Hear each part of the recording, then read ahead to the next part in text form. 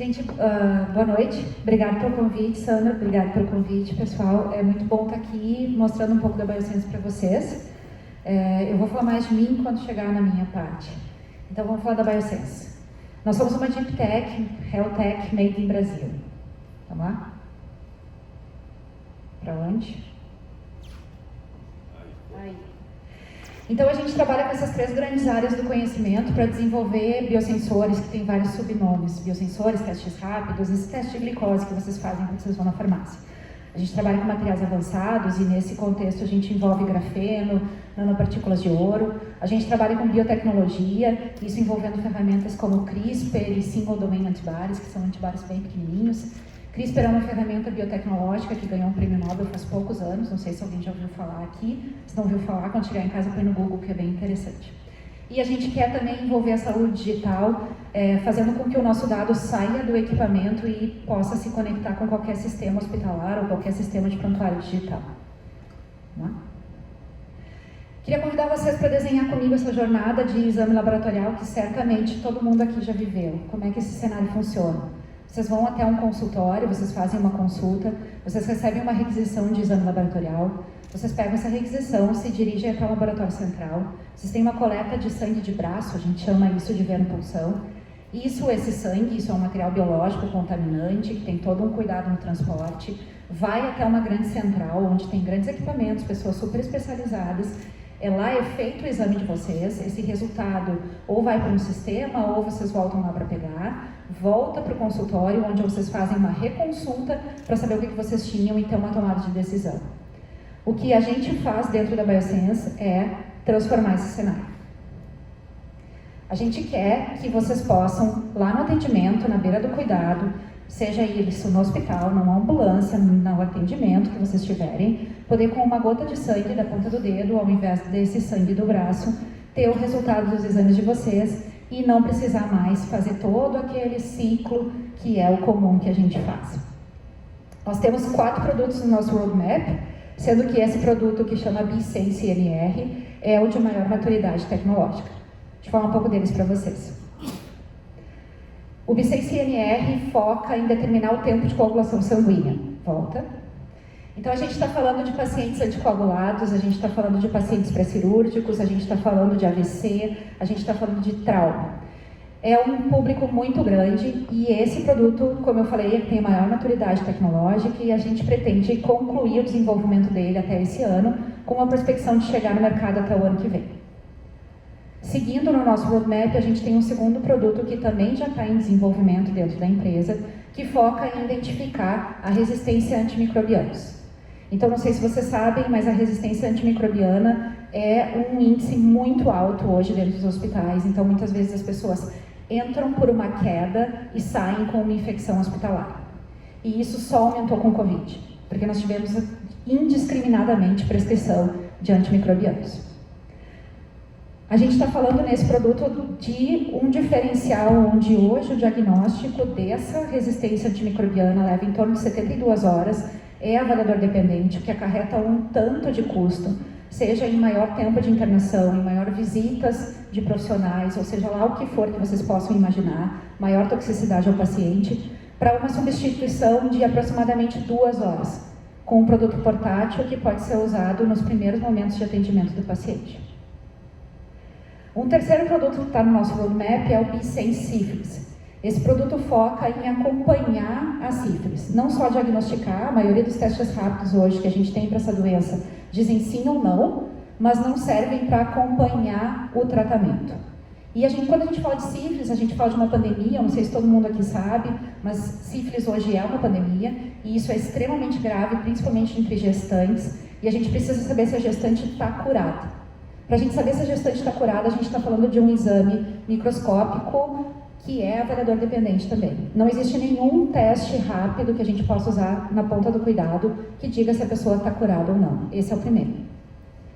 E o último produto que está no nosso roadmap para desenvolvimento é o Biosense LAC, que é para determinação dos níveis de lactato. Então, o lactato é um marcador de degradação tecidual e quando ele foi desenvolvido o foco era sepse. Hoje a gente prospecta um segundo grande mercado, que é o esportes de alta performance. Se vocês não estão familiarizados, sepse é o que a gente conhece como infecção hospitalar e é a doença que mais mata no mundo. Então, como eu já falei, essa prospecção é chegar no mercado no ano que vem e, a partir daí, aumentar as vendas e fazer, se Deus quiser, a nossa curva escalonada de subida. Nós somos 3 sócios fundadores. William Hasenkamp era professor da universidade, foi aqui que a gente se conheceu. É engenheiro eletricista, tem uma formação no exterior bem avançada em biotecnologia. Eu, Priscila Loura, sou farmacêutica bioquímica, sou professora da Escola de Saúde e a gente vem há alguns anos junto desenvolvendo esses produtos e, como o Sandro falou, a Suzana Kakuta, que trouxe esse braço negócio, esse braço inovação e foi o pontapé inicial para a empresa avançar. E se vocês, esses produtos todos que vocês estão vendo, essa tecnologia toda que é desenvolvida, não seria possível sem esse grande time. A gente tem um time super multidisciplinar que nos ajuda a desenvolver essa tecnologia, que é totalmente proprietária, desde os materiais que são envolvidos no desenvolvimento do nosso produto, as reações, as determinações, validações, e seja lá mais o que for que está envolvido. Basicamente, quase todos são aqui egressos ou alunos da Unicinos. A gente tem diversos parceiros que nos ajudam a pensar na real necessidade do mercado dos produtos, que nos ajudam no escopo de validação, nos ajudam a ter acesso às amostras. A gente já teve alguns prêmios e alguns investimentos ao longo do tempo, a gente já ganhou uma série de editais de fomento que nos ajudaram a complementar esse investimento que o Sandro comentou, além do investimento de Pre-Seed que veio pela Venture através dos 2 fundos, o Fundo FINX, o Fundo 20 e o Fundo ELSE. E é isso. Obrigada e fico à disposição.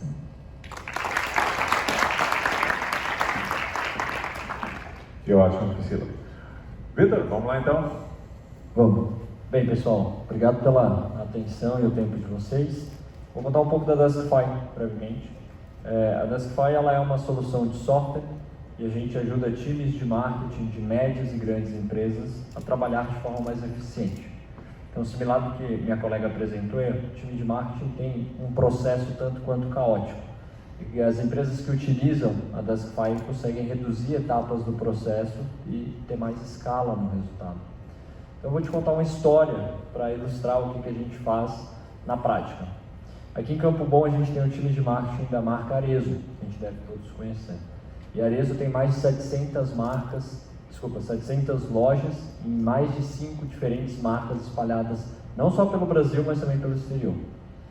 Assim que a marca Arezzo faz uma campanha de marketing, como ela consegue garantir que todas essas vitrines, todas essas redes sociais e todos os outros materiais de comunicação da Arezzo estejam padronizados? É com a Deskify que ela consegue fazer essa garantia. Então a gente atende a Arezzo e entre outras diversas marcas, entre elas a Unicinos, por exemplo. Quantos centros de pesquisas nós temos aqui? Temos a marca Tecnocinos, a marca de cada curso, né? O curso de advocacia, o curso das áreas da saúde, assim por dizer. Então a gente ajuda o time de marketing da Unicinos a entregar e atender muito melhor os professores, os coordenadores que precisam de materiais de comunicação. Então a Deskify ela nasceu há 5 anos, como o Santo comentou, ela nasceu aqui. Então antes de fundar a Deskify eu trabalhava na SAP junto com meu sócio. Em determinado momento estava sentado aí também, em busca de um prêmio Roser para botar essa ideia fora da minha cabeça e conseguir executar. Hoje a gente atende mais de 150 empresas, tanto no Brasil quanto fora, e grandes marcas como Audi, Rosa Chá, Lelis Blanc, enfim, diversas marcas que a gente ajuda essas empresas a trabalharem de uma forma melhor. Somos um time 100% remoto. Então, a gente tem colaboradores espalhados por todo o Brasil, a gente está com um time de mais ou menos 40 pessoas, e acho que mais ou menos isso por enquanto. Vou começar. Felipe. Bom, boa noite, pessoal. Nós somos a Yours Bank, né? A Yours Bank, ele conhece o Yours Bank já? Banco para adolescentes? Sim, vocês já são usuário? Ah, legal. O Yours Bank é um banco Teams, né? Então um banco para quem quiser ter um cartão Visa, bandeira Visa, né? Ou fazer Pix, é só baixar o aplicativo, fazer o cadastro, o pai precisa liberar, né? E o pai liberando vai ter uma conta para poder utilizar, para poder comprar games. E a gente criou a empresa, ela é fundada no ano passado. Na real, a gente lançou o aplicativo em setembro de 2020 e foi um fracasso, né? Foi um fracasso e a gente teve que relançar o aplicativo, fazer tudo de novo. e relançar ele de novo em fevereiro de 2021. Né? Ficamos aí em 5 meses em ato, tudo deu errado. Daí a gente relançou, logo que a Venture entrou, daí bombou. Né? A gente está com 350 mil downloads, está com 90 mil usuários ativos já, a gente faz 10 mil downloads por semana, né? Então está bem legal, assim, está crescendo legal. E hoje o Banco do Brasil é nosso sócio, né? Então isso é bem legal também de falar. Assim. Então, é um pouco da Yours, assim, nesse 1 ano e meio de trajetória. Foi bem resumido aqui esse pitch do Felipe, né? Bom, a galera já conhece, já facilita, né? Bom, vamos começar com o Felipe, falou menos aqui, né? Como é que foi então essa trajetória, esse primeiro erro, né? Porque eu acho que esse é um ponto interessante, né? Normalmente a gente coloca aqui, assim, os 3 empreendedores aqui têm uma série de acertos na sua jornada, porque senão não está nenhum aqui, né? Tem alguns que eventualmente nesses erros acabam ficando pelo meio do caminho. Mas errar faz parte do processo. Eu quero que cada um de vocês fale um pouquinho sobre os erros, mas vamos, já que o Felipe trouxe essa deixa inicial, como é que é errar nesse processo de empreender? Uma coisa que vocês vão aprender nessa é sobre prototipar, né? Então, é uma ideia que todo mundo conhece, prototipar, errar rápido, errar barato. E eu trabalhava em São Paulo, empresa de educação, e eu lembro que era muito complicado o pai mandar dinheiro para o filho, né? O único momento que eu vi a mãe chegando na escola lá era para entregar dinheiro para o filho gastar. Eu digo, pô, mas como é que não tem um banco para essa gurizada, né? E aí eu prototipei, conversei com 150 pais, não tinha, era complicado, complexo e tal, vamos criar. Aí a gente fez 7 protótipos, que o primeiro até mesmo eu fiz, desenhei no Canvas, passei o pessoal. A gente passou por 7, no 7º assim, cara, é isso, é esse o produto. Falamos com vários pais, acertamos, cara, todo mundo adorava, todo mundo queria, beleza. Aí vamos criar um produto. Foi 6 meses para desenvolver o produto, né? Uma grana assim absurda para poder desenvolver. Depois 6 meses depois, a integração, lança para o mercado. Só que a gente errou porque a gente só falou com pais. Né? E aí a gente lançou o produto para o mercado, 90% do nosso download é filho, né? É usuário adolescente baixando, aí todo mundo xingou nós em tudo que é canto. Né? Como é que vocês fazem uma conta Kids, uma conta Teens e só pensaram no uso do meu pai? Cara, volta para a prancheta, refaz tudo, reformula todos os fluxos e relança, assim. Então eu acho que esse é um aprendizado às vezes, e será que se eu tivesse falado com 1 ou 2 pessoas a mais, daqui a pouco podia ter dado esse insight. Eu acho que esse foi um grande erro nosso no início da operação, mas enfim, né? Aprendemos logo no começo e já mudamos a rota. Né? O pessoal do meu aluno fala, sempre que eu falo, a validação é permanente, né? Então, ele fez uma baita uma validação com 150 pais e deu errado. Então, vai aprendendo na sequência. Vai lá. Na minha visão, o erro ele é a única certeza que a gente tem. E como o Sandro falou, a gente, aqui palestrando, a gente acertou muitas coisas, mas muito tem em relação à tentativa, né? Se você não tenta, você não sabe se vai acertar ou errar. Então, e o erro, ele é um ótimo aliado quando o empreendedor tem a resiliência de entender que ele é necessário, porque ele te ensina das formas mais brutais, né? A gente aprende, quando a gente aprende errando, recebendo um feedback. Então assim, dentro da Deskify a gente teve acertos, alguns, mas erros não dá para contar. São inúmeros, são a maioria, é o que, quando você começa a segunda-feira, provavelmente você vai errar alguma coisa naquela semana. E o importante é você aprender com os erros. Eu fiz desse jeito aqui, putz, aprendi. Agora a próxima vez que eu for executar, eu já não vou trilhar esse mesmo caminho, eu vou buscar um outro caminho. E assim você vai criando essa casca como empreendedor, esses aprendizados, essa experiência, e aí você vai, enfim, ajustando a sua rota. Então, acho que o mais importante é a forma do empreendedor encarar o erro, porque ele é natural e é certeza que vai acontecer no seu caminho, e é bom. Se você não errar, às vezes você está indo no caminho errado. Vamos aproveitar e falar um pouquinho do início da Deskify, que foi lá com a Flimbo. Não vou dizer que seja um erro, mas foi parte do aprendizado, né? Então, fala um pouquinho sobre isso. Quando a gente ganhou a maratona de empreendedorismo da URGS, foi quando que o Sandro comentou, nós tínhamos uma empresa dedicada a pessoas e não empresas. Digamos, B2C, que é o mercado consumidor, né? Não é o mercado de empresas poder nos comprar. Então, o que acontece?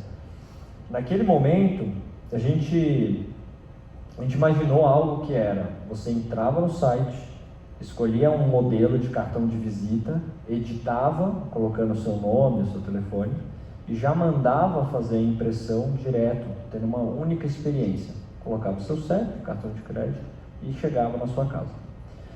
Bem, só que nós não éramos uma gráfica, Aí a gente não tinha interesse em comprar máquina para imprimir cartão.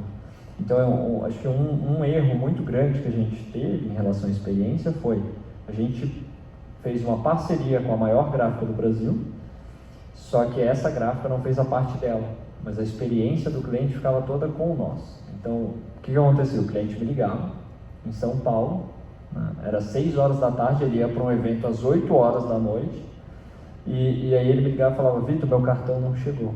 E eu ligava para o pessoal da gráfica e falava assim, tá, cadê o pedido tal? Putz, a gente só imprimiu metade, a outra metade tem que imprimir. Então, coisas assim, foi um grande erro. E logo num determinado momento ali, como um insight, um diretor de marketing nos abordou e falou, eu quero fazer exatamente isso, só que só para os meus vendedores.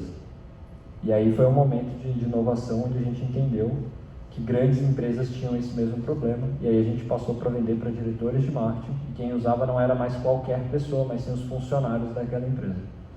Então, logo no primeiro mês a gente fez 5 vezes mais o relacionamento, o faturamento. É fácil crescer isso tudo, porque não é nada, né? Então 5 vezes de 1 é 5. Então a gente cresceu, mas ali a gente viu a oportunidade. E aí a gente teve a resiliência de poder pivotar e trocar, e mudou o negócio por inteiro, mudou marca, mudou nome, mudou pessoas, mudou absolutamente tudo. Mas, enfim, só tentando e errando para a gente chegar nesse... E o bacana aqui, né, Vitor, é ter a...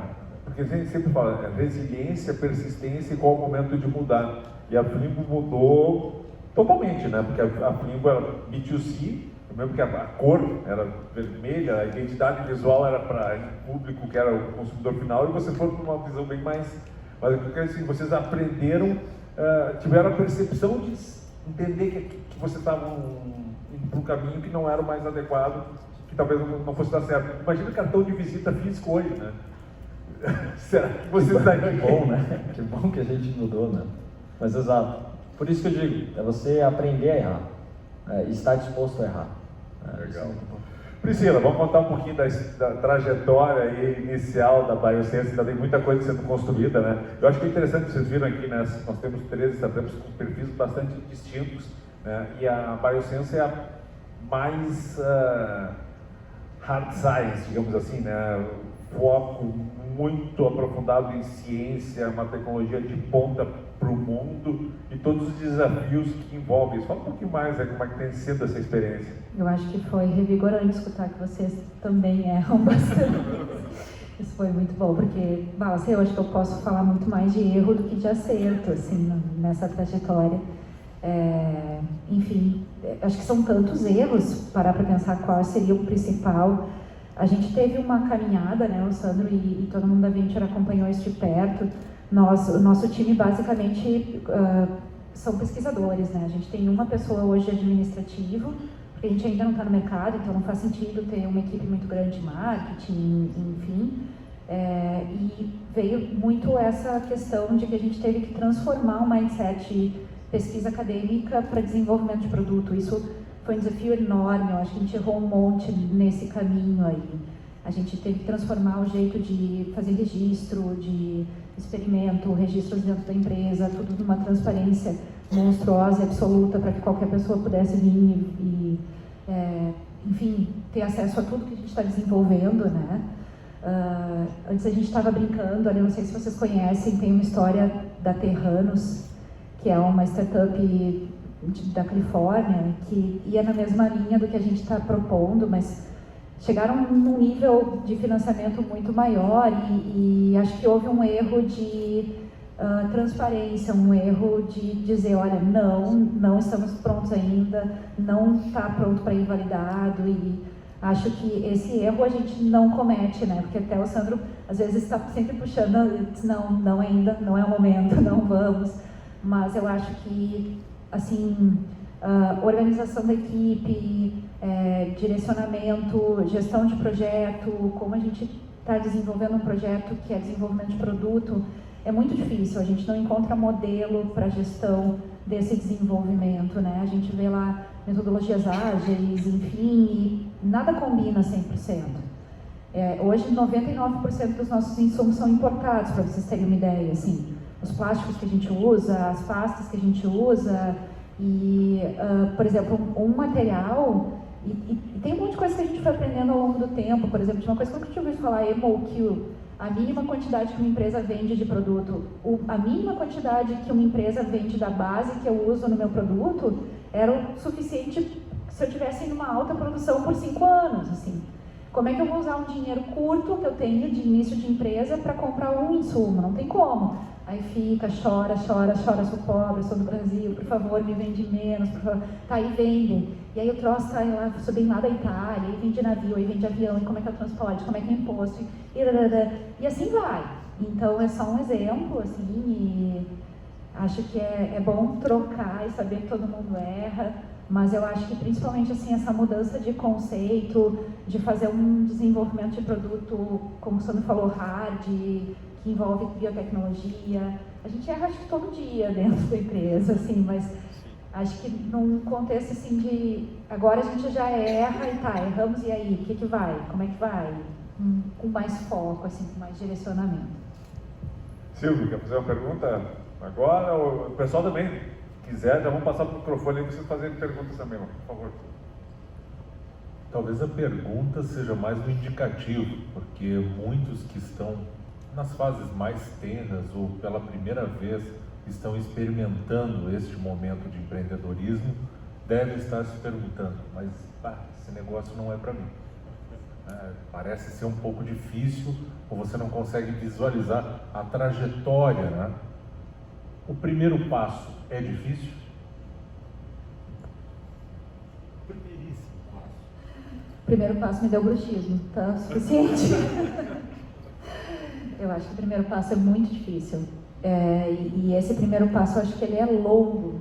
Acho que não é um passo curto, assim. A gente decide entrar nisso, no nosso caso, a gente decidiu entrar nisso porque a gente acreditava no que a gente estava fazendo, a gente acreditava, a gente escutava muito do mercado, assim, a gente quer isso precisa, os cenários precisam mais disso. Mas essa mudança dessa mentalidade de empreendedorismo, eu acho que isso, para mim, que não vim desse mundo, foi muito difícil, é muito difícil. Então são um zilhão de coisas que vêm na tua cabeça que nunca vinham antes. E ao mesmo tempo, hoje, assim, depois de uma trajetória de 1 ano e meio, mais nesse mundo, parece que tudo que tu olha diferente, assim. Parece que todas as relações são diferentes. Parece que tu olha para todas as empresas que tu já trabalhou de uma maneira diferente. Parece que tu olha para todos os teus gestores vendo outras coisas que tu não via. Então, assim, digo para vocês de uma pessoa que tinha uma certeza que não ia entrar nesse mundo e que resolveu entrar, não é impossível. Não é tão difícil assim. A gente tem que aceitar os erros e a gente é muito bem acompanhado, as pessoas não esperam que a gente acerte no primeiro passo e, enfim, acho que se vocês estão fazendo alguma coisa, se vocês têm alguma ideia, se vocês realmente acreditam naquilo, sabe, porque tipo, é um pede para sair, é um pede para sair constante, assim. Mas se vocês acreditam naquilo que vocês estão fazendo, não desistam tão fácil, assim. Escutem vocês, escutem o mercado, porque é difícil a trajetória, assim, tem muita pedra, mas vai, uma hora a gente consegue.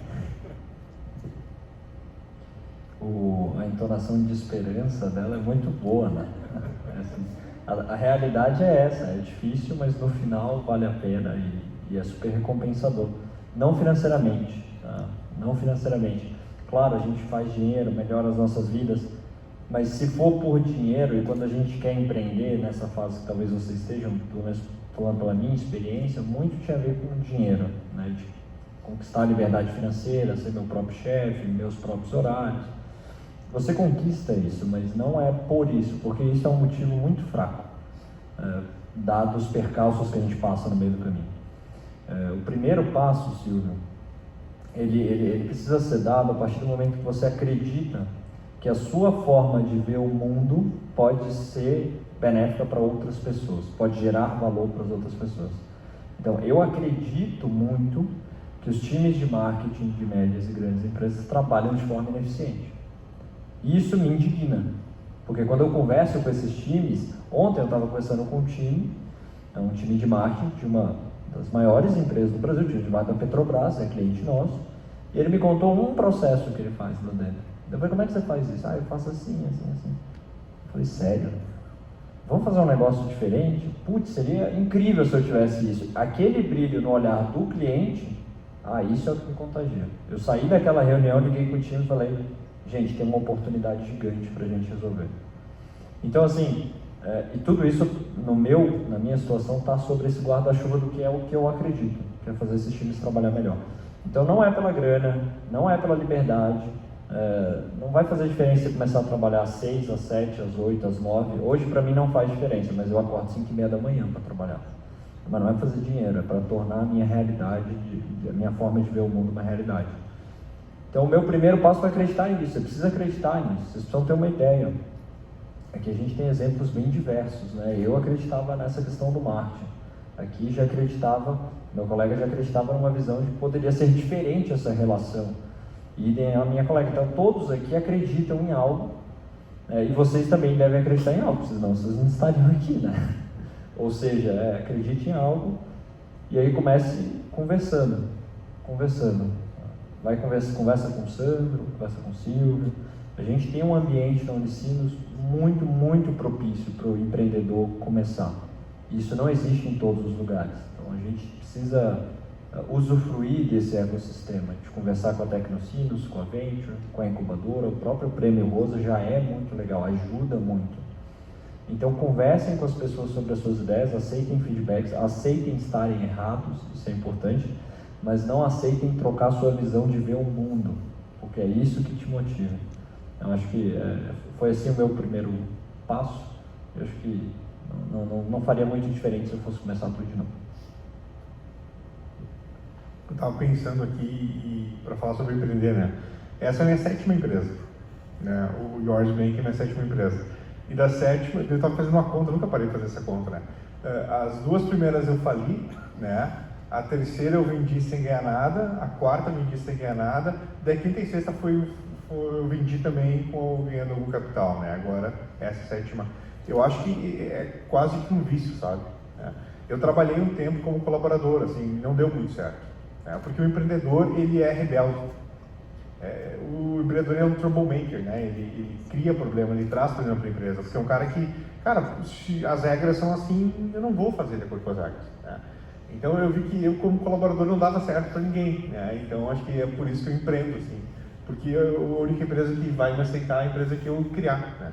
Então, o empreendedor é isso, né? O Steve Jobs tem uma fala muito legal que ele fala, né? Que essa é chamada para os malucos, né? Eu acho que empreender é um pouco disso, assim. Eu não sirvo em nenhuma caixinha, eu vou criar uma caixinha para mim, né? Eu acho que é muito por aí.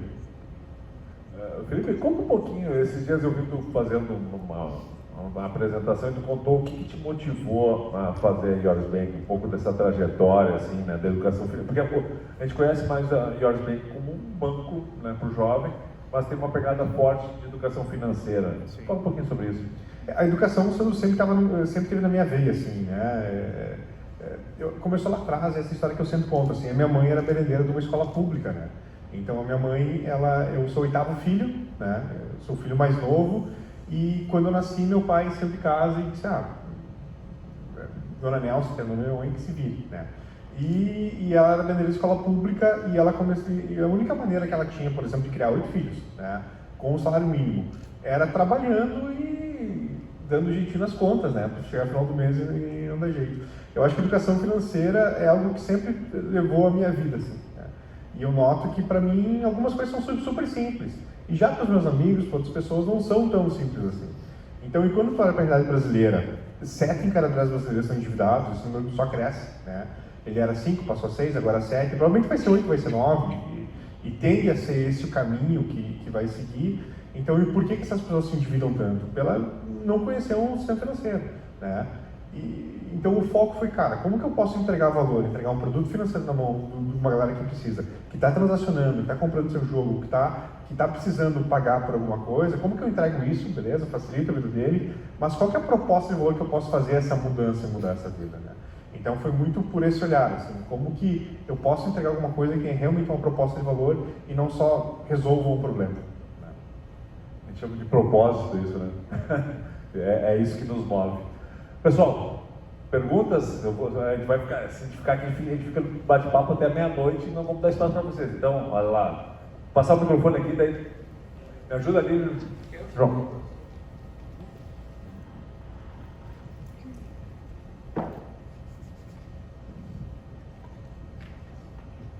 Olá, boa noite.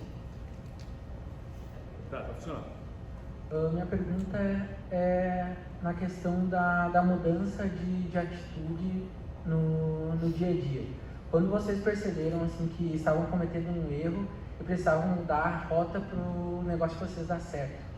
E também, qual é o momento em que vale a pena insistir numa ideia mesmo sem ter a certeza que vai dar certo?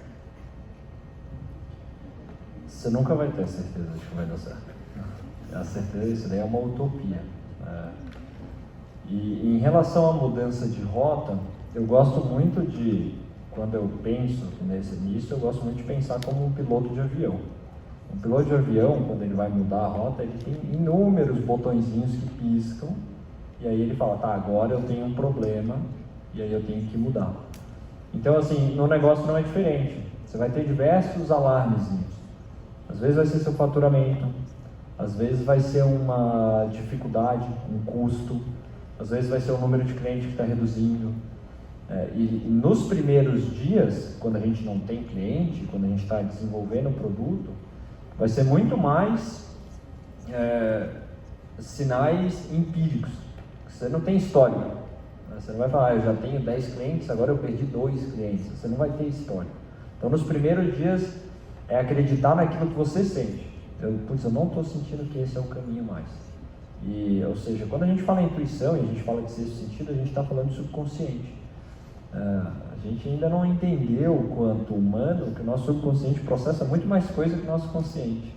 Então é muito importante a gente dar atenção para essa voz que vem de dentro da nossa cabeça, quando é e quando talvez não seja. Então eu diria que seria esse o caminho. Do contrário, a partir do momento que você tem clientes, aí você vai ter esses alarmes que vão tocar quando for a hora de você mudar. E às vezes os alarmes tocam, mas você continua acreditando.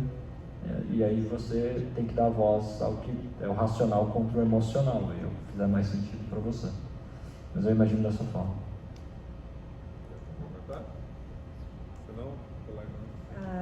Eu concordo 100%, assim, adorei escutar da intuição, porque às vezes a gente se acha louca por... Eu sou cientista, tá? E, enfim, minha vida inteira dentro de laboratório. E há um tempo atrás eu comecei a entender que não dava, isso não explica tudo. E aí comecei a me conectar de novo com essa coisa do que eu tô sentindo. É pra cá, é pra cá. E é impressionante, isso guia a gente mesmo. Parece que existe de verdade, assim. Mas eu acho que eu, como estou nesse estágio ainda de desenvolvimento, para mim é muito importante escutar quem está comigo, assim, escutar o meu time, assim, porque a gente não dá conta de todos os pontos e a gente não está fazendo todos os pontos ao mesmo tempo, não tem como. Então, o tempo inteiro está ligado no que as pessoas estão te trazendo, assim, porque às vezes elas estão vendo antes que algum detalhe não vai dar certo. E acho que tem que ter a sensibilidade, saber ouvir, eu acho que é uma das coisas mais importantes, assim, né? De um líder em qualquer lugar, não é diferente dentro do empreendedorismo. Tem 2 perguntas ali, tem a mocinha ali, depois ali. Oi, boa noite. Eu me chamo Yasmin e aqui a gente tem um grupo bem grande que faz parte do Geração Caldeira. E recentemente a gente teve um masterclass no programa Ebulição, onde o Marcelo Gonçalves, que ele é bem ligado assim, à questão de investimento e aceleração de startups, até tem uma parceria bem bacana com a Venture. Ele falou bastante sobre a questão do anjo, né? Que é quando tu consegue alcançar um determinado valor na captação para investimentos na startup. Eu queria perguntar assim, para vocês quais são os elementos fundamentais quando a gente pensa em alcançar esse estágio em relação ao investimento. Vamos começar. Eu tive um investidor anjo, então posso comentar um pouco sobre isso. Mas antes de entrar nesse detalhe, eu quero só explicar como é que funciona o investimento para uma startup, que é uma empresa que está começando, só para todo mundo estar na mesma página. Quando a gente tem um investidor na empresa, é porque a gente ainda não tem cliente e a gente precisa desenvolver o nosso produto. Isso requer horas de pessoas, sejam dos empreendedores ou de um time. Então o investidor, ele paga essa conta, ele te dá um dinheiro para você gastar com esse desenvolvimento ou esse início de empresa, e depois quem vai pagar a conta vai ser o cliente. E o investidor tem a expectativa de que o que ele te emprestou ele receba um X de volta, né? Ou seja, um retorno maior. Dito isso, é muito interessante você entender que essa relação de valor que a sua empresa vale quando ela não tem nada de receita de clientes, ela é muito delicada. Pois, a partir do momento que eu digo que uma empresa vale R$1 milhão, eu tenho que sustentar essa tese e nas próximas rodadas futuras esse valor só pode crescer, né? Você não vai querer comprar algo que perdeu o valor, né? Então, a última rodada foi R$1 milhão, agora vale 700 mil. Opa, alguma coisa deu errado. Então, eu acho muito importante nesse início a questão de você saber valorizar. E isso tem que ser uma conversa com o investidor, com o empreendedor, e uma conversa muito ampla, no sentido de entender os porquês. O investidor vai dizer um valor, o empreendedor vai dizer outro, e deve-se buscar um denominador comum, ao meu ver. Pois você não tem dado, você não tem cliente, você não tem faturamento, então você tem que ter muito cuidado, né? Às vezes a gente tem aquele carinho especial por ser a nossa empresa, a gente fala, não, vai valer tanto, porque o potencial que eu vejo é tanto, vai chegar a tanto, e a gente supervaloriza o que é agora, que é nada. Então a gente precisa ser muito consciente quando o investidor vem dar um valor e você se valorizar também, porque no final do dia, se você está se comprometendo a fazer e você sabe que você vai entregar, o investidor também tem que acreditar. Quando o Sandro fez o investimento, trazendo agora para a realidade, o Sandro fez o nosso primeiro investimento, a gente tinha R$0 de faturamento, 0 clientes e um 10avos do que é o produto hoje, tinha um pedaço. O primeiro foi jogado fora depois. Isso, que foi jogado fora depois, exatamente. Então, o que acontece? Por isso que o Sandro falou que acredita muito nas pessoas, né? Ele viu na gente, a gente prometendo algo e de alguma forma na cabeça dele, que eu ainda não entendo, ele achou que a gente ia entregar o que a gente estava falando. Entregamos. Então, estamos entregando, estamos trabalhando. Então, é isso no final do dia. Não se preocupe tanto com a valorização. Se valorize, mas escute também o empreendedor e o apetite do mercado, porque o investidor ele vai estar seguindo o macro contexto do mercado. E é importante falar que o primeiro investidor, né, o teu investidor anjo, eles são os 3 Fs, né, o Full Family and Friends, né, um dos 3, né. Não vou traduzir, senão fica chato. Que é a tua família, né, os teus amigos ou algum idiota que acreditou na tua ideia, né. Esses são os 3 Fs, né. O primeiro investidor e o investidor anjo. Mas o primeiro investidor é o cara que acredita em ti. Ele pode não acreditar no teu negócio, ele pode não acreditar que vai dar certo, mas ele acredita em ti, sabe? Porque todos os negócios que mudaram e que rodaram, vocês viram, né? Eles mudaram completamente. Cara, começar vendendo alguma coisa não é o que vai ser no final, né? Muda completamente. Então aquela pessoa acredita muito mais em ti do que no teu negócio, né? Eu acho que é legal falar o Sandro também. O Sandro investiu em nós na Yours quando tinha 250 usuários, né? Não é nada, né? Então o produto nosso dava pau todo o tempo, né? Nem existia direito, né? Então é o cara que acredita, esse cara é legal, ele pode daqui a pouco não acertar nesse produto, nessa empresa, mas ele vai pivotar e vai dar um jeito de acertar, sabe?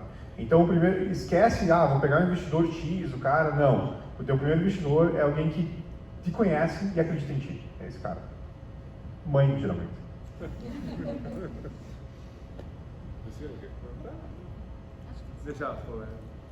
Boa noite, eu me chamo Rafaela. A minha pergunta é um pouco direta para o Felipe, porque eu sou usuário do Yours Bank e eu queria saber, tu tinha disseste antes que tu viu o problema quando tu perguntou para os pais, só que depois tu viu que não tinha perguntado nada para os filhos. E eu queria saber como que foi essas mudanças e qual foi o processo e a experiência que tu adquiriu depois. Quais foram as habilidades que tu viu, qual foi o momento que teve que fazer essa mudança. Teu nome é? Rafaela. Rafaela, assim, foi logo no começo, eu acho que é escutar muito o usuário, sabe? Porque tu vai fazer um produto, tu vai escutar o usuário. A gente acreditou que fosse o pai, porque a gente não tinha lançado o produto, né? Então, quando lançou, cara, 90% do download é filho, opa, tem um sinal muito claro aqui, né? E o rapaz perguntou sobre as decisões, né? Eu só me arrependo das decisões que eu demorei tempo para tomar, né? As mais rápidas são aquelas que vem intuição, que tu acredita, tu pega e faz, e geralmente elas são certas.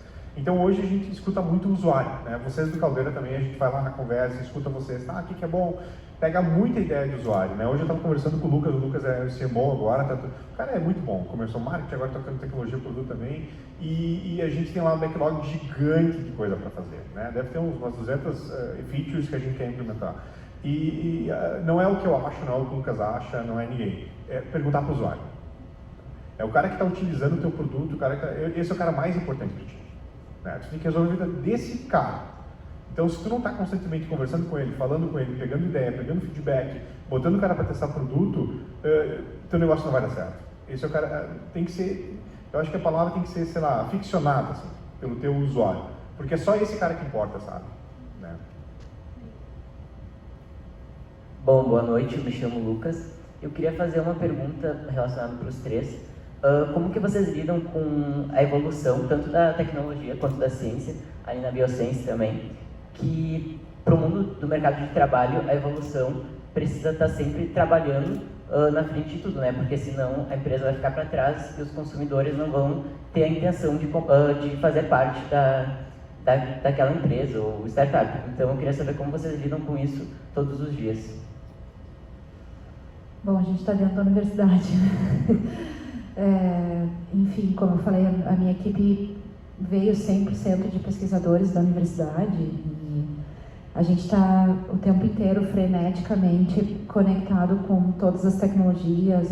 A nossa equipe está sempre participando dos congressos relacionados, a gente está sempre trocando e reavaliando se a gente está usando as melhores tecnologias possíveis no nosso produto. Mas tem um ponto de equilíbrio aí também. Existem uma série de tecnologias disponíveis, a gente pode trabalhar com a tecnologia mais alta de ponta que a gente quiser hoje, até aqui dentro, né?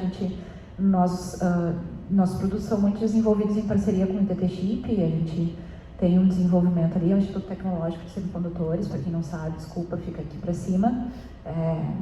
Conheço, uns espaços que valem muito a pena. Mas a gente tem sempre que pensar também nessa questão de próximo do usuário, e eu, como vim da saúde, me traz sempre aquela ideia, ok, quanto vai custar eu trabalhar com o ápice da tecnologia disponível? Eu sei qual é o ápice da tecnologia disponível, mas eu sei também quanto que é o processo de manufatura do ápice da tecnologia. Então, algumas vezes a gente tem que fazer um balanço e trabalhar com a tecnologia do meio, no nosso caso, que é aquela que vai ser um custo mais fácil de entrar no mercado, né? Então, mas enfim, acho que a gente tem que estar o tempo inteiro, no nosso caso, nosso time tem um olhar muito sempre ligado em tudo que está acontecendo, congressos, eventos e redes sociais, para a gente estar sempre avaliando se a gente está no melhor cenário que a gente pode. Tem uma pergunta que eu me faço, que me ajuda muito, que é: se surge uma empresa hoje no mercado, no meu mercado, e faz tudo o que eu faço, mais uma ideia que eu tenho, essa empresa rouba todos os meus clientes e eu vou falir a empresa? Ou, se surge uma empresa no mercado e faz parte do meu produto, mas muito, muito melhor do que eu, será que os meus clientes migrariam para essa empresa? Então, e geralmente essa ideia, esse mais, por exemplo, muito melhor, são insights que eu vejo no mercado, são tecnologias novas. Então tem uma tecnologia, hoje eu não tenho, eu não ofereço isso. Se eu oferecesse, se tivesse um concorrente oferecendo, mudaria tudo? E aí volta a ter os sinais de alerta. Eu gosto muito de pensar assim, o empreendedor, uma vez eu ouvi isso de um palestrante, não lembro qual, que o empreendedor tem que estar sempre tentando matar a sua própria empresa. É só assim que você se mantém atualizado no mercado e gerando valor para o cliente.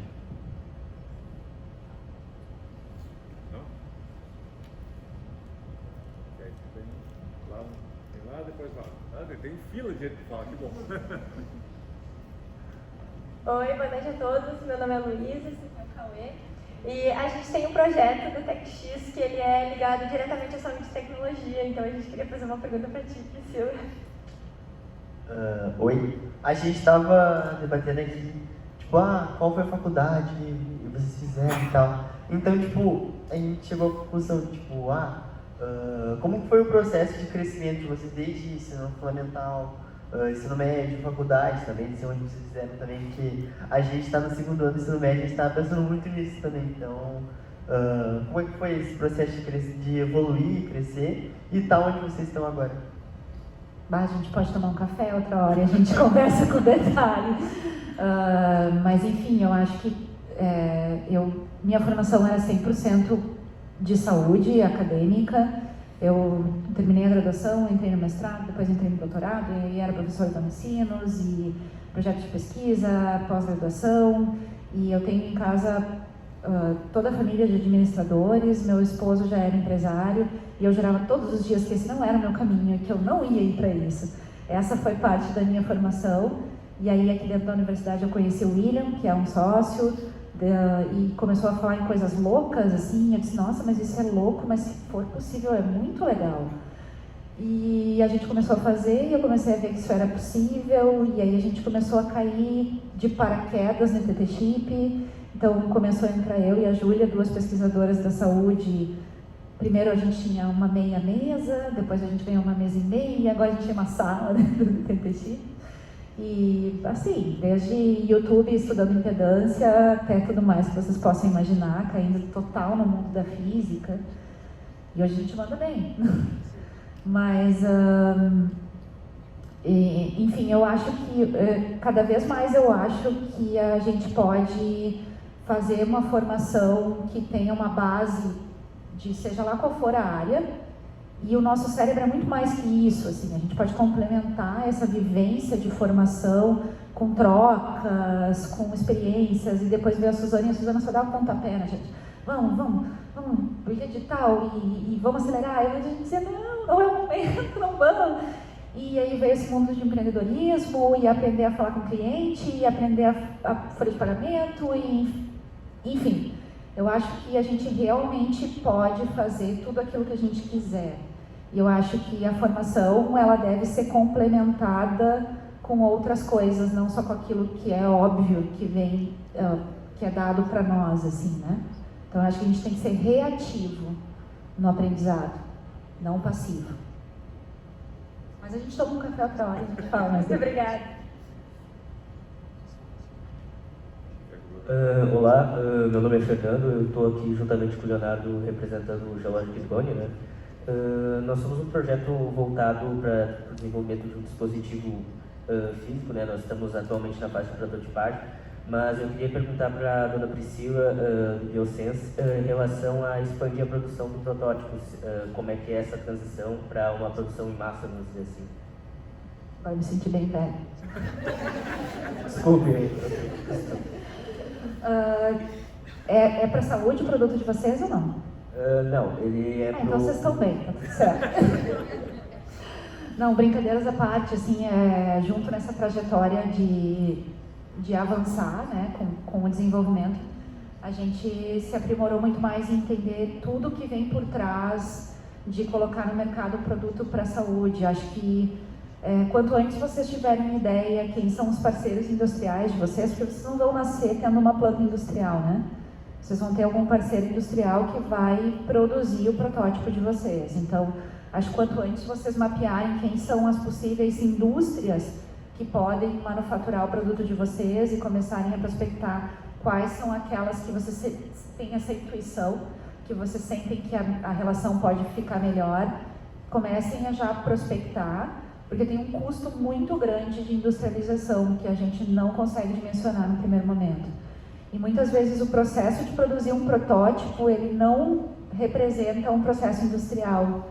Então, tudo bem começar com um processo de desenvolver um protótipo, porque a tecnologia tem que nascer, tem que ter uma ideia se ela funciona, mas o quanto antes possível vocês conseguirem entender se isso é industrializável, se isso é possível botar numa linha de produção, quanto tempo vai se levar para fazer cada etapa, quanto tempo de RH, o que precisa, o que é seguro, aonde tem que ter, no nosso caso, tem uma série de certificações, uma série de exigências, Anvisa por trás de tudo isso, que são pequenas dores de cabeça e já nos fizeram mapear os parceiros que já vão restringindo.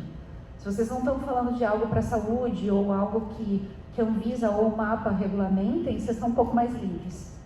Mas acho que se aproximar da indústria é o primeiro passo, para ter ideia até do custo do produto. Né? No caso nosso, ele é meio que a união de alguns componentes eletrônicos, né? Então é mais um processo de realmente montagem, também de programação. Mas para quê? Qual uso? Ele seria para o mapeamento de solo, basicamente. Não, então. Acho que está tranquilo, não tem exigências. Vem lá no fundo, depois aqui na frente. Boa noite. Eu queria perguntar direto para o Felipe, principalmente, na verdade. Tu comentou que quebrou 2 empresas e terminou vendendo 2 para fechar no zero. Quais os principais erros que tu cometeu e quais amadurecimentos tu teve com eles? Legal. Assim, a primeira empresa que eu fechei foi uma empresa de assessoria de investimento lá atrás. E eu tive muito problema com os sócios. Eu acho que ali eu aprendi a trazer os sócios certos para a operação, né? Eu acho que esse foi o principal aprendizado que eu tive ali. Depois, uma outra empresa que eu fechei foi a gente vendia brinde sustentável na internet em 2009, 2010, né? Então, a gente ganhava muita grana nessa empresa e tinha controle quase zero sobre fluxo de caixa, sobre processos, e isso foi um grande aprendizado, assim, né, nessas empresas. E todas elas têm muito aprendizado, assim. Eu estou aprendendo nessa empresa que eu estou hoje, no Yours, como trabalhar com pessoas remotamente, gerar uma cultura de empresa e conseguir entregar, né? Então, cada empresa, cada erro vai ter um aprendizado, sabe? Acho que isso é legal de olhar e entender, cara, o que eu aprendi aqui? Aqui foi pessoas, foi os sócios certos, aqui foi operação, processo, né? Eu acho que liderança tem muito aprendizado que tu vai trazer. E tu vai errar muito e vai aprender constantemente, assim. O processo de empreender é errar. Basicamente errar. E é legal quando tu aprende com os erros dos outros. É um pouco mais barato, né? Mas tu vai errar também e vai aprender com o erro. Não sei se eu respondi a tua pergunta. Né? Mais ou menos. Lá na ponta lá, depois aqui na...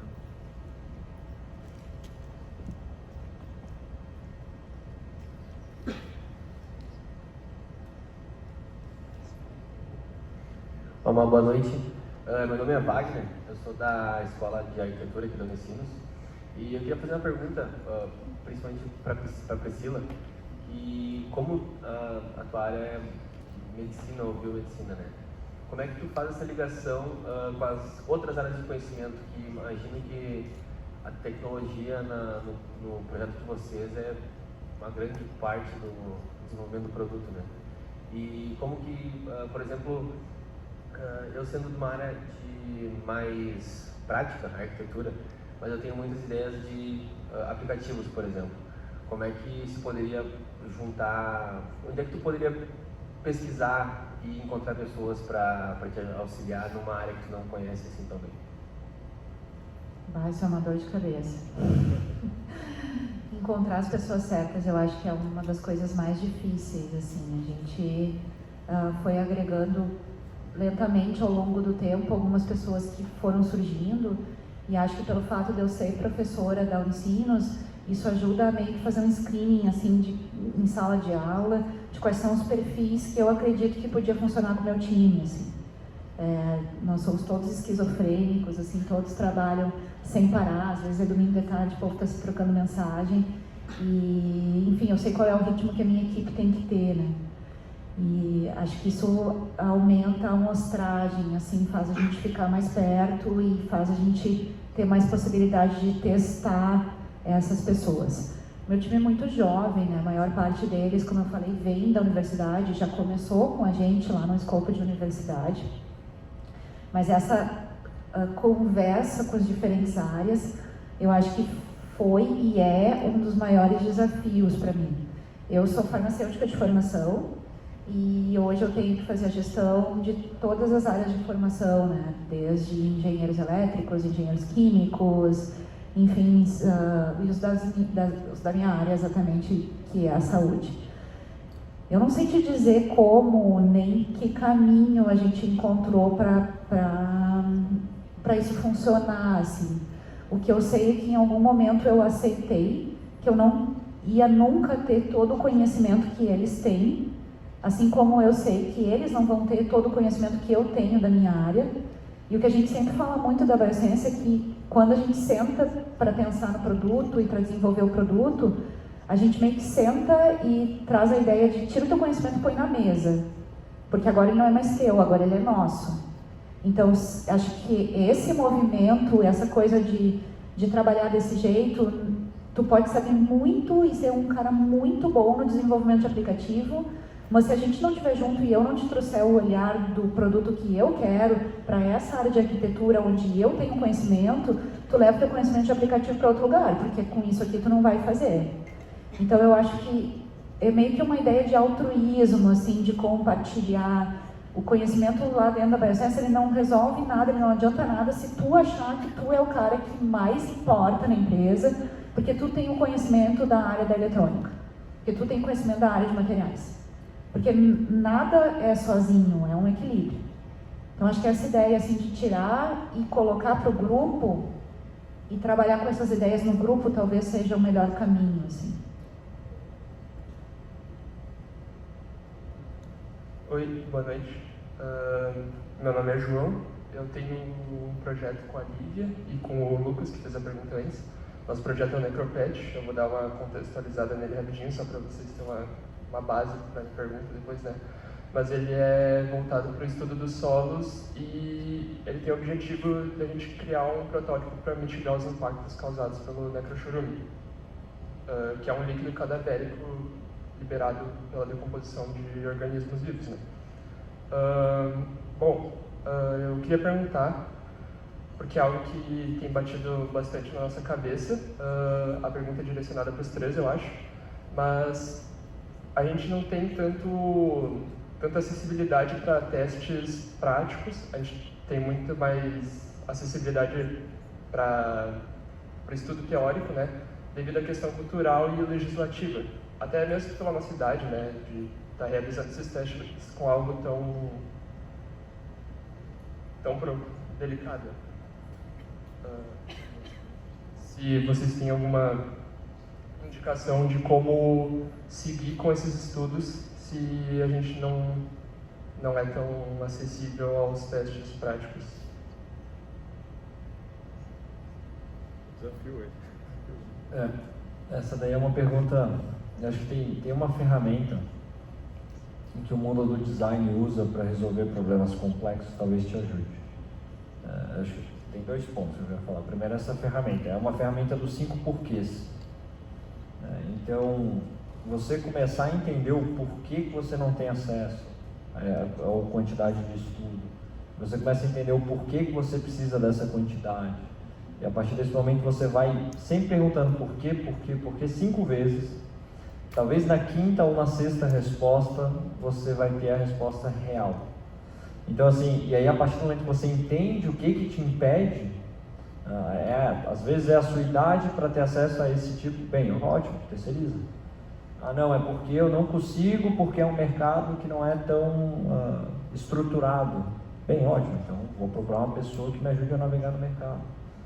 Às vezes eu não vou conseguir porque demora o ciclo até todo o estudo que eu preciso fazer. Bem, ok, será que a gente consegue cortar em fases o estudo e pegar amostras? Então assim, tente se perguntando por que várias vezes, sem se desvirtuar, talvez você consiga entender o que está te bloqueando de fato, e tendo um entendimento melhor do que te bloqueia, vai propor soluções para isso.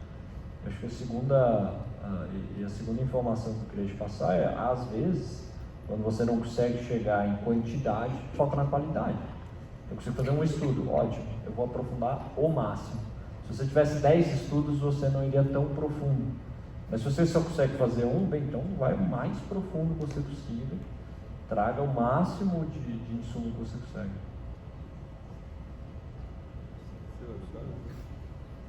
Desculpa, eu não entendi exatamente o que vocês vão medir, eu acho que eu não escutei direito. O objetivo do projeto, no caso? Não, o que é que vocês querem medir no solo?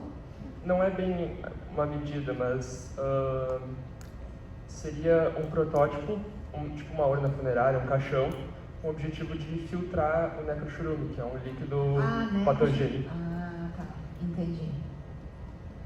Tá, e aí eu acho que eu vou na linha dos porquês, assim. O que te impede de fazer, lá sei eu, no terreno da tua casa, algum teste?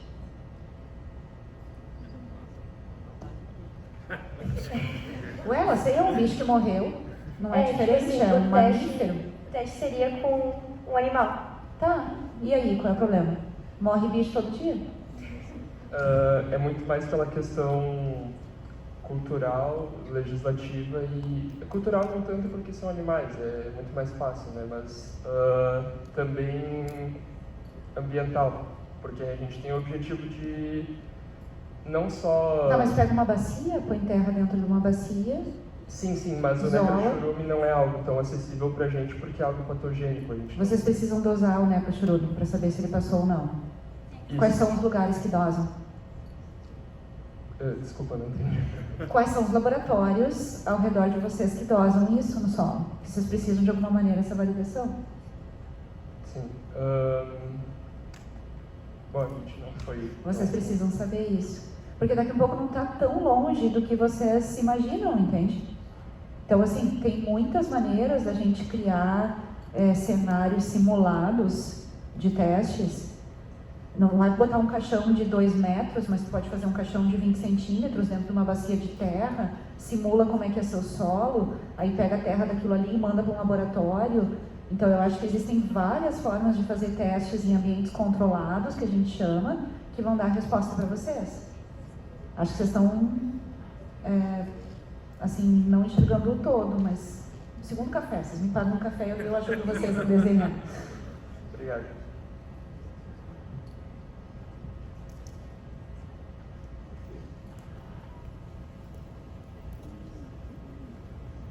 Oi, boa noite. Como a galera fez, então acho que eu vou dar um pequeno contexto do meu projeto também. Há 2 anos atrás, eu sou uma estudante aqui da Unicinos, eu faço publicidade. Há 2 anos atrás, em uma cadeira sobre identidade visual e criação de marcas e tudo mais, eu criei um projeto chamado Estúdio 11, que basicamente era um upload de uma marca, abre aspas, que eu já tinha. Há 2 anos atrás isso. Corta. Em 2022, o Instagram lançou um relatório, que inclusive saiu em diversos jornais relevantes e tudo mais, dizendo que o tema mais procurado no Instagram, no ano de 2002, a probabilidade de tema mais procurado em questão de moda e gostos estéticos era a estética alternativa, que varia do gótico ao streetwear. Era o tema que estava mais voltando em alta e seria um dos temas mais discutidos dentro de moda. Não, definitivamente o meu projeto não é um projeto tecnológico ou voltado para a área de tecnologia. Mas nesses 2 anos, com o crescimento que a gente teve, principalmente na plataforma do TikTok e do Instagram, o Estúdio 11 hoje ele tem 90 mil seguidores no TikTok e quase 50 mil seguidores no Instagram. E um faturamento que em 1 ano e meio passou dos 6 dígitos. Eu fiz isso sozinha. Eu não tenho equipe, eu não tenho uma ala de marketing, eu não tenho nada. Eu sou uma MEI que até o próximo mês vai se desenquadrar, querendo ou não. Vai começar a parar de pagar os R$70 de impostos, vai começar a cair uns 10% aí. Então, a minha dúvida principal é, tô passando dos 6 dígitos num projeto que eu fiz sozinha, batalhando pra caramba, mas eu tô num momento de, ok, obviamente eu recebo dinheiro e tal, mas eu não tô, gigante assim, porque eu fiz empréstimos, eu investi na minha marca, eu trabalhei muito em cima disso. O meu produto é sobre design, o meu produto é sobre estética. Eu sou uma papelaria, by the way, faço isso aqui. Eu faço planners, sketchbooks e tudo mais. Mas eu não sei se, por exemplo, a premiação, a 11ª premiação seria para mim, porque eu entendo que ela é mais voltada para tecnologia e tudo mais, esses planos. A primeira pergunta que eu tenho que fazer é, essa premiação se enquadra dentro de um plano de comunicação ou de design de produto e tudo mais, se enquadra dentro do meu projeto? E se ela se enquadra, de que maneira eu poderia encaixar o que eu tenho hoje para prospectar até mesmo um investimento ou uma aceleração ou alguma coisa do tipo, porque eu busco, eu não quero trabalhar sozinha para sempre. Falou? Eu não quero trabalhar sozinha para sempre, eu não quero ser uma MEI para sempre também. Então eu estou de fato em busca de pessoas que que vão acelerar o que eu tenho hoje. Porque, caramba, eu fiz isso aqui sozinha e deu certo. E deu certo em 1 ano e meio. E eu sou jovem, eu estou na faculdade e eu fiz isso que acontecer. Então, eu acho que existe mercado para isso, principalmente, mas eu preciso de ajuda, entendeu? E eu não sei se esse é para eu participar, estou até em dúvida, tanto que foi comentado no início da palestra, se encaixa de mim de fato, porque não é uma inovação tecnológica, é design, é moda, sabe, acompanhar a tendência e ver o que está funcionando. A Shein, por exemplo, que é uma das gigantes mundiais agora, em 2014 ela comprou a Romwe. Não sei se vocês conhecem a Romwe. A Romwe é uma marca focada em estética alternativa. E do ano de 2019, 2020 para cá, a Romwe é a segunda casa da Shein. Ela está englobada dentro da Shein. Depois da casa principal da Shein, é a Romwe que vende. E a Romwe vende o que eu faço. Só que no Brasil, hoje, numa pesquisa que eu fiz nesses 2 anos, não tem gente que faz papelaria disso aqui. Tem o Estúdio 11. Então, acho que é principalmente por isso que eu consegui cortar boa parte disso aí, sabe? Então, enfim, vou parar de falar, senão eu vou ficar falando até amanhã. Enfim, o que eu queria perguntar é, essa premiação faz sentido para o meu projeto, primeiro? E se faz sentido, estando incubado dentro da Unicinos, enfim, e tudo mais, é uma possibilidade de eu conseguir investimento para marketing, principalmente? É isso, parei de falar. Vamos lá. Eu acho que cabem 3 respostas. Primeiro, sim, porque um cuidado importante é nós não associarmos o conceito de inovação simplesmente com tecnologia. Então, o Prêmio Rose ele estimula outros tipos de inovação, seja como processo ou como resultado, inclusive inovações sociais e por que não. Então, o projeto, sim, ele se encaixa no Prêmio Rose. Segundo, estar aqui conectado ao Tecnocinos ou Unitec vai garantir investimentos? Não temos como assegurar, mas você vai criar conexões únicas para poder apresentar o seu projeto, o seu empreendimento e com isso poder obter investimentos ou não, seja da Venture ou qualquer outra aceleradora que nós estamos conectados, ou uma série de investidores independentes que existem. Terceiro, independente do prêmio, eu acho que nós precisamos conversar. A Patrícia está ali, que é a nossa colega responsável pelo processo de incubação, e eu acredito que há uma conexão importante, porque há uma conexão dentro de uma das 5 áreas que nós atuamos, e há a possibilidade, sim, de tu estares conosco e avançar, né? Por que não? Já estão conversando, então está ótimo. Se me permite, eu acho que assim, em determinado momento da tua fala, você falou assim, não tem equipe e tal, eu sou só eu. Na verdade, você tem tudo. Você tem uma marca e você tem uma comunidade. É natural esse movimento da Shein, que você falou que comprou essa empresa, as grandes empresas varejistas, sejam físicas ou de e-commerce, começar a comprar a comunidade. E o que você tem é engajamento. Você não faz papelaria, você engaja.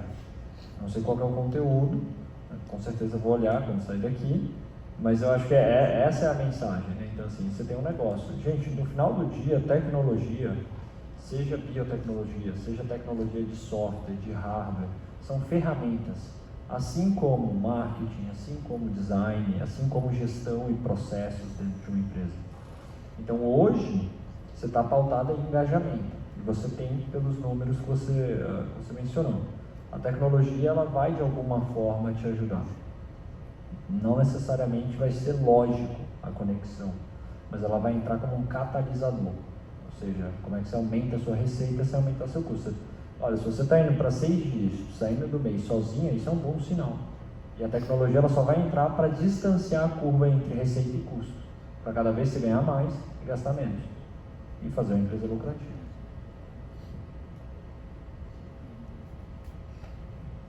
Eu disse, é uma aula, né? A gente aprende com os empreendedores. O que eu mais gosto dessa minha vida de aceleradora é que eu aprendo todo dia. Eu sou professor de empreendedorismo, mas eu mais aprendo com eles do que ensino qualquer coisa, né? Então, eu acho que vocês estão podendo ter a oportunidade de vivenciar um pouquinho desse meu dia a dia.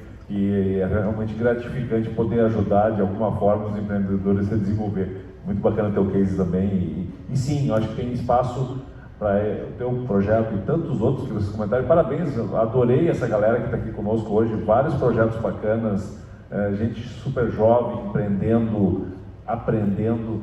muito legal mesmo, e esse era o nosso objetivo, né? Trazer um pouquinho dessa experiência de quem está empreendendo um pouquinho mais de tempo. E aí eu me dei conta, né? Eu tentei, assim, pensei em quem podia convidar que faria sentido, né, para essa fala, e me dei conta que quase a gente pegou gente assim que já está se distanciando, né? E parece que é um outro mundo. Não é, é só que eles conseguiram se desenvolver rapidamente, mostrar casos acontecendo aqui, pessoas certas, comprometidas, que se desenvolveram e estão fazendo, e todos eles estavam há pouco tempo ali, como vocês, sentados do outro lado ali, pensando, pô, como é que eu vou fazer alguma coisa diferente? Então, eu realmente convidei pessoas que estão próximas, mas são, até para mostrar que esses casos dá para fazer empresas fantásticas. A gente está fazendo, né? Temos aqui 3 empreendedores que estão fazendo empresas fantásticas aqui perto, né? Contando com o apoio da Unicinos. E eu acho que é uma pena que ainda, no geral, o pessoal não enxergue isso, né? A Priscila, que é da casa, aqui, professora, super conectada, né? A gente deveria estar com esse auditório hiperlotado de pessoas querendo empreender. E o tema ainda não desperta tanta atenção como deveria. Eu acho que tem uma coisa muito importante que a universidade traz, né? A Priscila comentou isso e nós estamos no ambiente da universidade, a gente não pode perder isso, né? Essa capacidade de pensar, de interagir, de fazer o novo, né? E não é porque as coisas mudaram agora nos últimos tempos, né? Especialmente aí da pandemia e ambiente híbrido, que a gente perde a necessidade de estar próximo, de interagir. Pô, como é bacana. A gente faz muita coisa online, todos vocês certamente fazem milhares de coisas online, mas esse momento de a gente estar assim interagindo, conversando, olho no olho, não dá para abandonar, né? Então a gente tem que achar esse momento, criar esse momento, criar essas oportunidades. E alguém perguntou antes também, como é que eu descubro, quem sabe, as pessoas complementares para fazer a minha sociedade, como talvez o teu caso? Tendo a oportunidade de participar de atividades como hoje, né?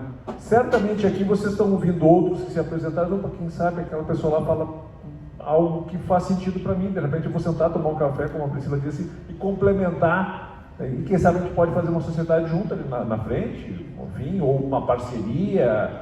Então, tem que participar, interagir, estar na Unitec, estar no Caldeira, estar na Unicinos e tomar café. A gente tem que interagir. Eu acho que essa interação, e muitas vezes interagir no virtual também, né? Que também dá para se fazer muita interação e aí sem fronteiras, mas essa presença física e essa conhecer pessoas é fundamental nessa caminhada. Pessoal, eu adoraria ficar ainda muito mais tempo, mas a gente tem um compromisso de horário também. Então eu já fiz a minha fala final aqui e eu vou passar então para cada um dos nossos convidados, e aí o Silvio encerra para nós depois esse nosso momento de hoje. Felipe. Bom, eu vou falar sobre o poder do cafezinho, né? Porque a Priscila convidou várias pessoas a tomar café. Sabe que eu estava pensando em café, o Yours nasceu de um café, né? Eu estava conversando com um amigo meu, cara, vamos fazer um banco? Vamos. Como que faz um banco? Não sei, né? Aí eu olhei no meu LinkedIn e eu tinha um cara que eu conheci, uma viagem nos Estados Unidos, eu chamei Hélio, o nome dele, né? Hélio, senta aqui, vamos conversar e vou te pagar um café para ti. E o cara foi presidente da American Express e depois ele foi board de um conselho dos maiores bancos do Brasil, né? Eu não sabia disso na época, eu sabia que ele sabia fazer banco. Aí eu paguei um café para ele, paguei 15 pila o café e ele me deu uma aula de como funcionava a cadeia, né? Então eu acho que é o poder do café, sabe? Chame mais pessoas para tomar café. E o Yours só existe hoje porque eu paguei um café um dia para alguém, né? Então eu acho que isso, para mim, falou do cafezinho, fez total sentido, né? Também acredito, e muitos cafés também ao longo da jornada. Pessoal, primeiro, obrigado pelo tempo e dedicação, por vocês estarem aqui, a atenção de vocês, obrigado pelas perguntas. Acho que o engajamento é muito importante, é o momento mais rico da fala. Fico à disposição caso possa ajudar de alguma forma. Eu acho que da mesma forma eu agradeço e viu, eu sou barata um cafezinho só. E acho que estava me lembrando aqui, né, que no ano passado, na edição do Prêmio Roser, quem ganhou foi um grupo de umas alunas nossas do PPG da enfermagem.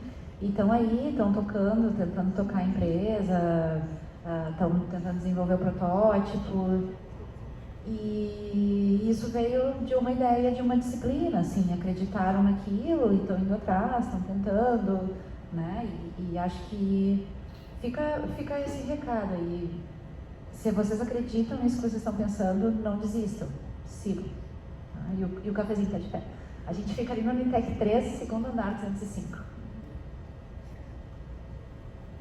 E, bem, primeiro, obviamente, obrigado pelo tempo e disponibilidade de vocês, obrigado pelas perguntas feitas e a atenção, percebemos todos dedicados e empenhados nesse momento, mas um ponto importante é que o Prêmio Roser é um dos caminhos para que você possa ocupar espaços, por exemplo, num ecossistema de inovação, no mecanismo de estímulo ao empreendedorismo, que é hoje o Tecnocinos e a Unitec.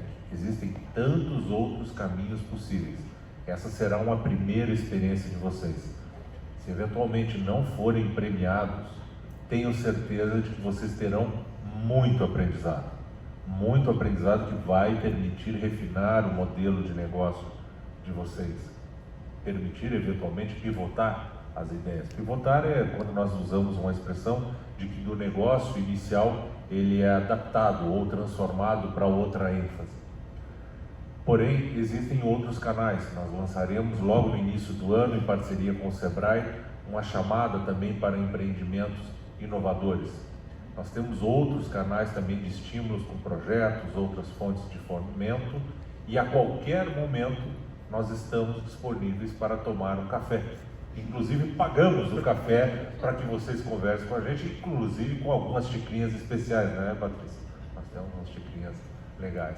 A Camila a Camila gosta muito das xicrinhas, né? A Melissa também. Bem, mas todos estão convidados. O importante é que vocês compreendam que este nosso ecossistema e o mecanismo de estímulo ao empreendedorismo, a incubadora e o parque estão à disposição de vocês. Em qualquer momento vocês podem nos acessar e nós vamos dar todo o suporte necessário para que vocês possam evoluir e estejam aqui conosco, né? Captando editais, fontes de fomento, presentes na incubadora e, por que não, sejam os futuros cases de sucesso para estarem aqui no palco daqui a alguns anos. Não é isso? Muito obrigado, muito obrigado. Parabéns a essa turma.